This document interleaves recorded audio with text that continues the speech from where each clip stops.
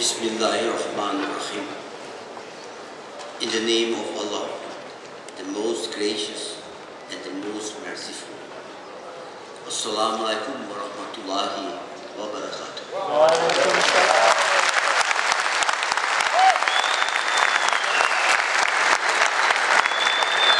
Praise to be Allah, and it's through His will that I can stand before you today to honor a great man and a great friend, Professor Dr. Ekdemin Erbakan.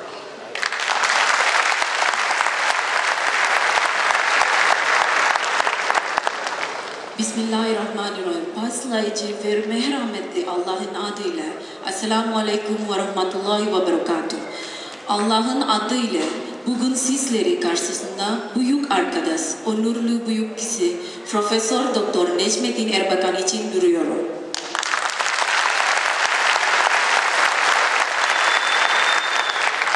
In the year of 1957, in the Institute of Combustion Engineering, the so-called Leerstuhlverbrennungskraftmaschine, or in short term, VKE, of the Rheinisch-Westfälische Technische Hochschule Aachen.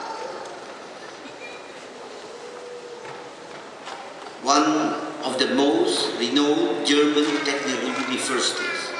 I was introduced to a young, bright scientist, Dr. Erbakan, who was at that time around 31 years old and working for a German world-famous company called Deutz in Köln.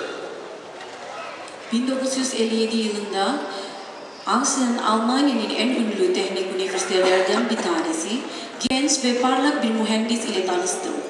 Kendisi o zamanlar 31 yaşında olan ve Köln'de bulunan Deutz isimli dünyaca ünlü bir Alman şirketinde çalışıyordu. Dr. Necmettin Erbakan'dı. I was at that time doing some experimental work on combustion as one of the subjects I had to do before finishing my diploma engineer examination. During the Asr prayer time, we both found out that we were both adherent to the same religion and henceforth were looking for a quiet place to pray. O zamanlar ben mühendislik diploma sınavlarımı tamamlamadan önce yapmak zorunda olduğu zaman yanma konusundaki bazı deneysel çalışmaları yapıyordum. İkindi namazı vaktiydi. Anlandı ki her ikimiz de aynı dine inanıyorduk ve ibadet etmek için sessiz bir yer arıyorduk. After performing our prayer duties, we chat about the Al-Quran and its values. He impressed me by his very kind, friendly manner and treated me sincerely as his younger brother. İbadetimizin yerine girdikten sonra Kur'an-ı Kerim ve diğerleri üzerine konuştuk. Beni nazik ve arkadaşça yaklaşımı ile çok etkilendi ve bana tıpkı küçük kardeşimizin gibi samimi davrandı. Almost 4 decades later, it happened to be that in one of my business visits to Ankara in September 1996, I was introduced to the newly elected Prime Minister of Turkey, Professor Dr. Necmettin Erbakan. Bundan yaklaşık 40 yıl sonra 1996 yılı Eylül ayında Ankara'ya yaptığım iş gezilerinden birinde Türkiye'nin yeri seçilen Başbakanı Profesör Doktor Necmettin Erbakan ile tanıştırıldım.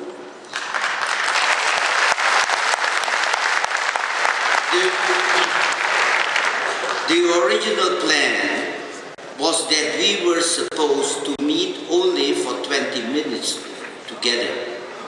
But it turns out to be almost 1 hour, triggered by the two of us finding out that 39 years ago we indeed met for the first and until that last time in Agra.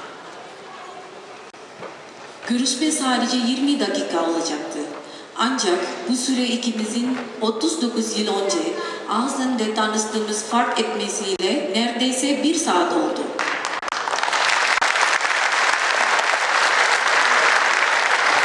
I was at that time when we met in September 1996.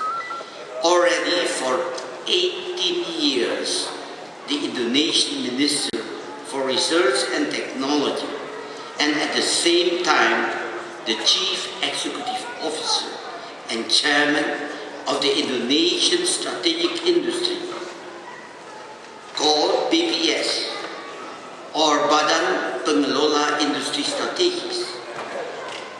BPS employed 48,000 people and had a turnover of around 10 billion US dollar per year.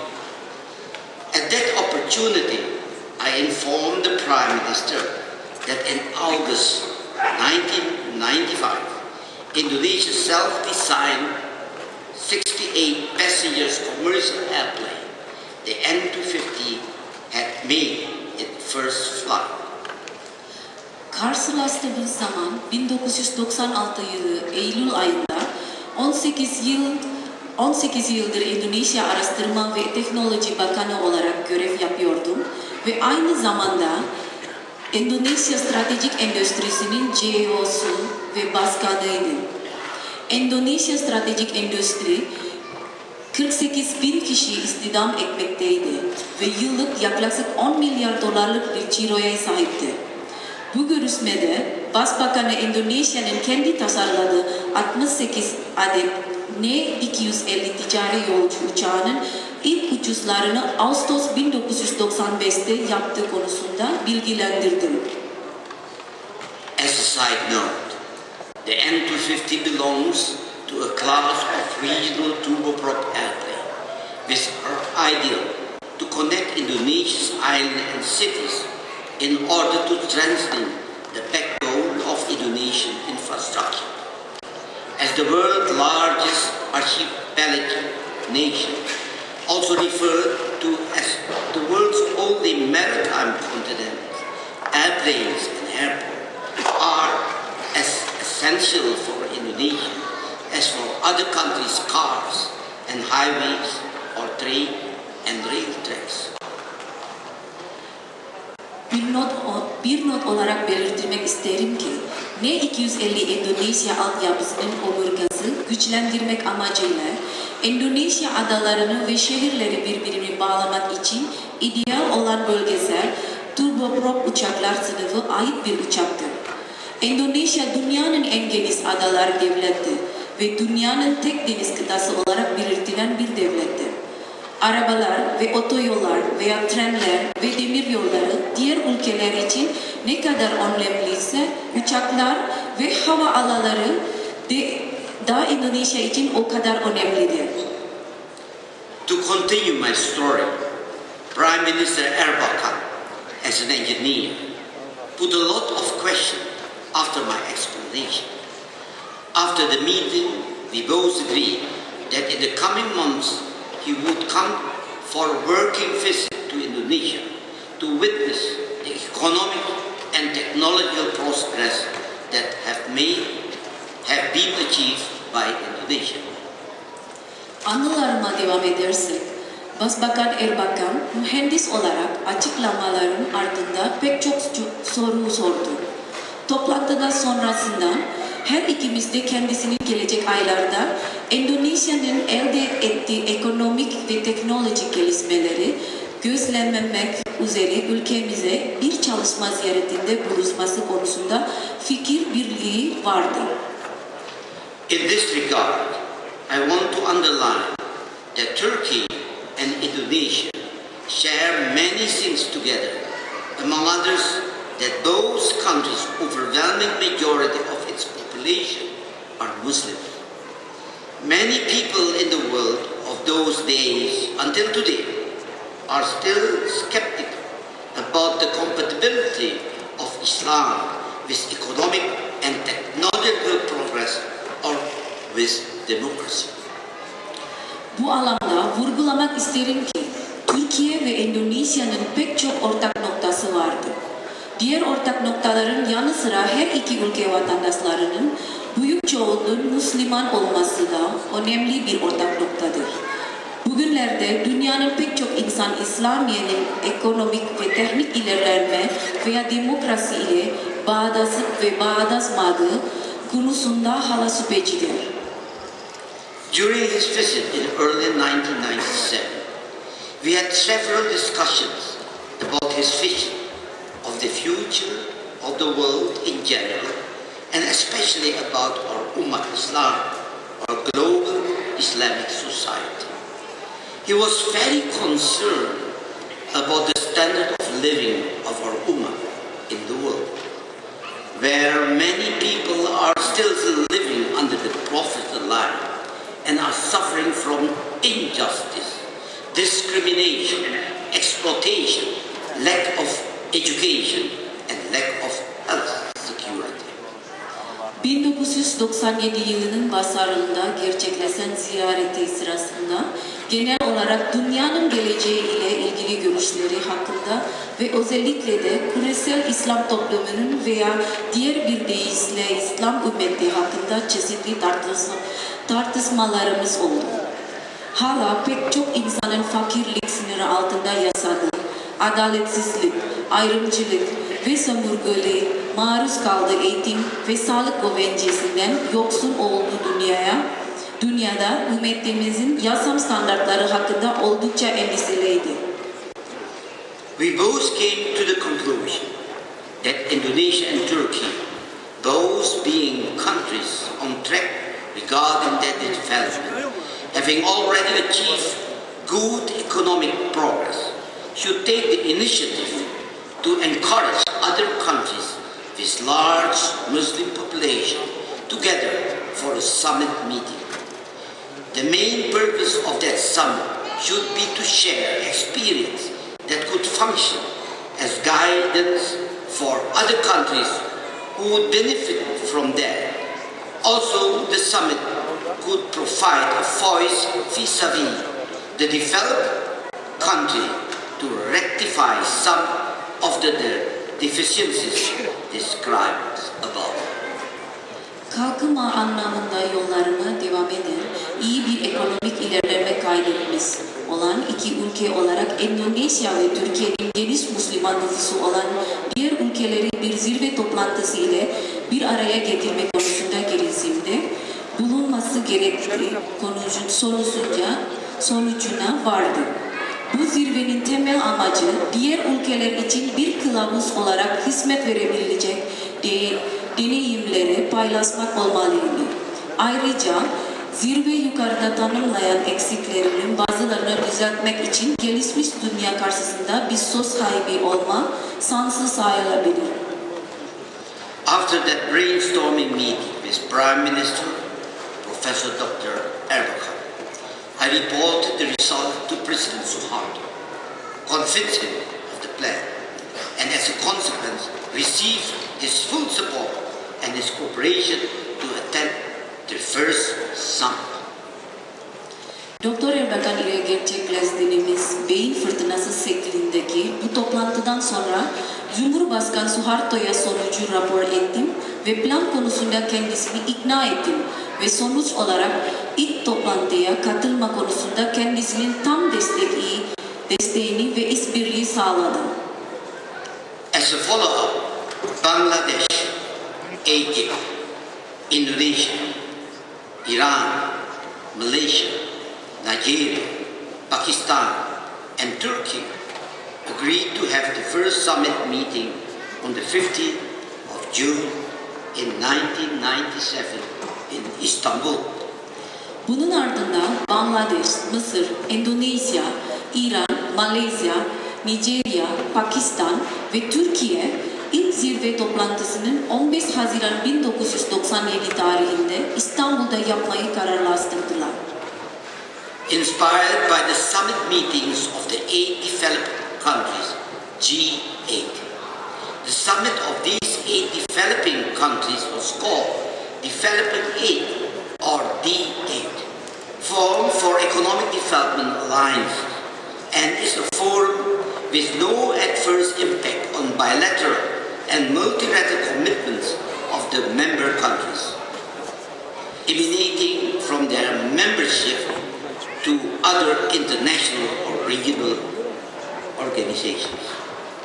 8 gelişmiş ülkenin zirve toplantısı olan G8'den esinlenerek gelişmekte olan bu 8 ülkenin zirve toplantısı D8 olarak adlandırılarak ekonomi gelişme birliği oluşturmuştur.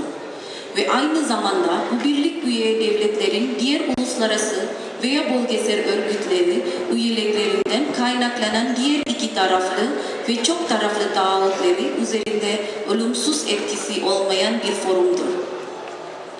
The objective of the D8 Organization for Economic Cooperation are to improve developing countries' position in the global economy, diversify and create new opportunities in trade relations, enhance participation in decision-making at international level, and improve standard of living. D8 is a global arrangement rather than a regional one, as the composition of its member reflects, and it's open to countries other than the current member state.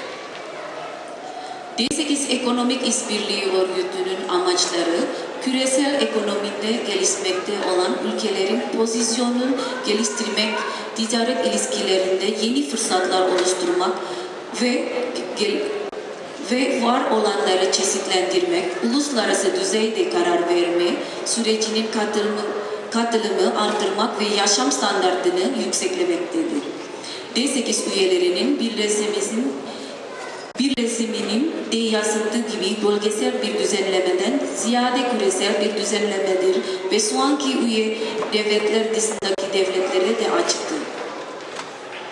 The main areas of cooperation include finance, banking, rural development, science and technology, humanitarian development, agriculture, energy, environment and health. Temel işbirliği alanları finans, bankacılık, kırsal kalkınma, bilim ve teknoloji, insanın gelişim, tarım, enerji, çevre ve sağlıktır. In the first summit declaration in Istanbul, the main objective of the D8 is stated to be socio-economic development in accordance with following principles: peace instead of conflict, dialogue instead of confrontation, cooperation instead of exploitation, justice instead of double standard, equality instead of discrimination, democracy instead of oppression. İstanbul'daki ilk zirve deklarasyonunda D8'in temel amacı aşağıdaki ilkeler doğrultusunda sosyo-ekonomik gelişme olarak belirtilmiştir. Çatışma yerine barış, meydan okuma yerine diyalog, sömürme yerine işbirliği, çifte standart yerine adalet, ayrımcılık yerine eşitlik, baskılamak yerine demokrasi.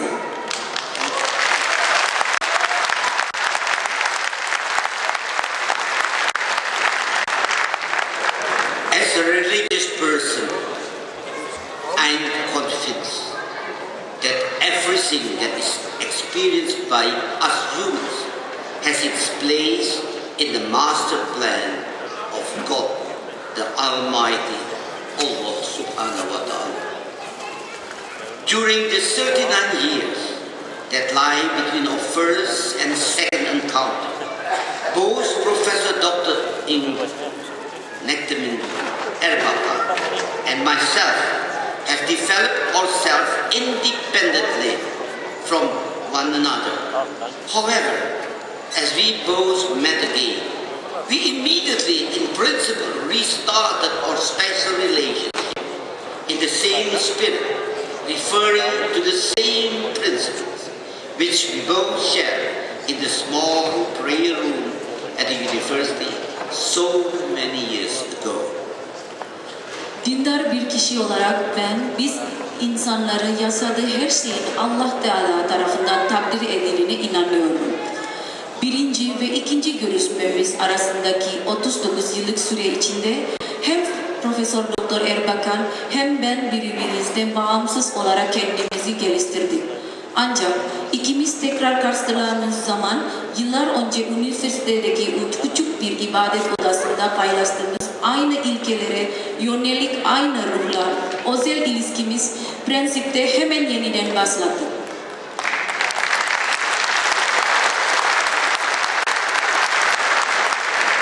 Within a short time, we became very close, as we were relatives within the great family of the Islamic Ummah. This was expressed by the honor given to me, being the official witness of Dr. Erbakan's daughter wedding ceremony in the Holy Mosque Al-Azhar in Makkah that was performed in front of the Kaaba. I have the honor also to be the official witness of the wedding of his only son in Istanbul. Çok kısa zaman içinde büyük İslam ümmeti ailesi içinde sanki akrabaymış gibi çok yakın olduk. Bu durum Mekke'de Kabe'ye karşı Kutsal El-Aksa Camisi'nde gerçekleştiren Sayın Erbakan'ın kızının nikah töreninde bana verilen resmi şahitlik onuru ile de belirtilmiştir. İstanbul'da tek oğlunun düğüne resmen şahitlik etmiş olmaktan onur duyuyorum.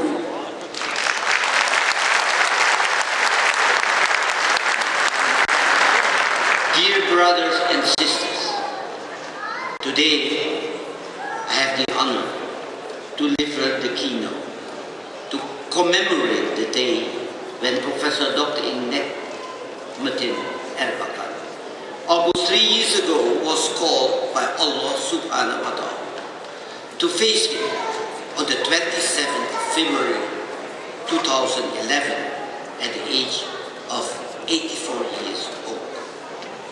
Sevgili kardeşlerim, Sayın Erbakan'ın yaklaşık 3 yıl önce 27 Şubat 2011 tarihinde 84 yaşındayken Hakk'ın rahmetine kavuştuğu günü anmak üzere bu konuşmaya yapma öneri bana verildi.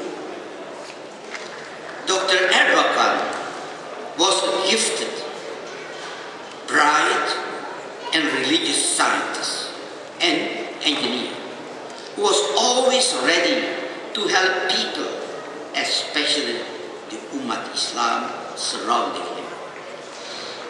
His ideas have come true through the spirit of the DA, which is a mechanism or system that relieves the suffering of the people through a peaceful and cultivated fight against poverty and injustice in our small world. Doktor Erbakan, insanlara ve özellikle de etraftaki İslam ümmetine yardıma hazır, yetenekli, parlak ve dini bir bilim adamı ve mühendisti. Fikirleri ve idealleri kendi küçük dünyamızda fakirlik ve adaletsizliğe karşı barışçı ve düzeyli bir savaş aracıyla acı çeken insanlara yardım eden bir mekanizma ve sistem olan D8 ruhu ile gerçekleştirilmiştir.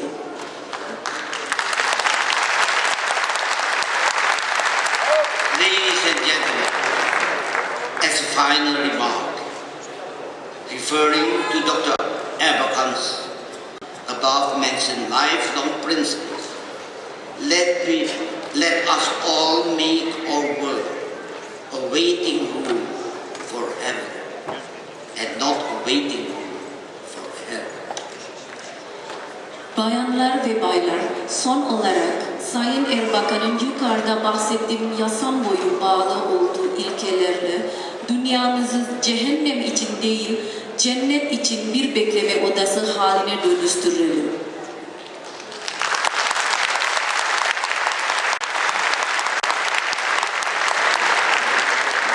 Rabbana atina fid dunya hasanatan wa fil akhirati hasanatan wa qina azabannar. Subhana rabbika rabbil izzati amma yasifun. Wassalamu alaikum warahmatullahi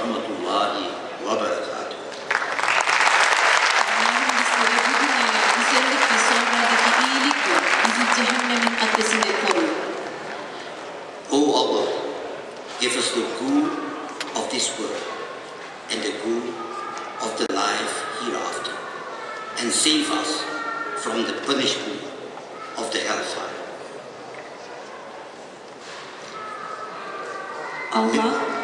Allah Dr. Erbakan ve ailesi korusun. Tüm insanlığı barış, refah ve adaletle korumaya devam etsin.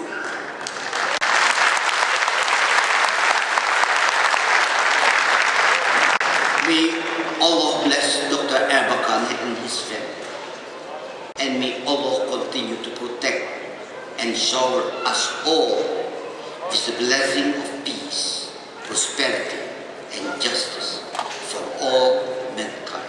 Wassalamu alaikum wa rahmatullahi wa barakatuh.